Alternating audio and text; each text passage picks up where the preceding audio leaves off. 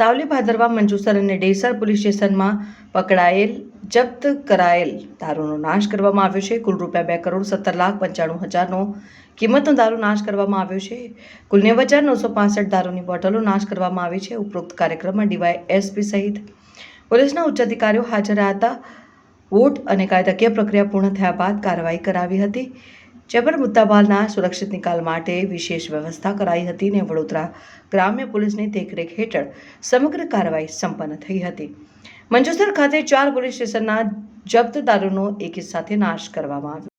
આજ રોજ સાવલી, ભાદરવા, ડેસર અને મંજુસર કુલ 4 પોલીસ સ્ટેશનનો કુલ બોટલ 90,965 કિંમત ₹2,17,95,393ના મુદ્દામાલનો એસડીએમ અને નશાબંધી આબકારી અધિકારીની હાજરીમાં નાશ કરવામાં આવ્યો છે। આપનું નામ મેડમ? નાયબ પોલીસ અધિક્ષક ડૉક્ટર પી.કે. Thank you.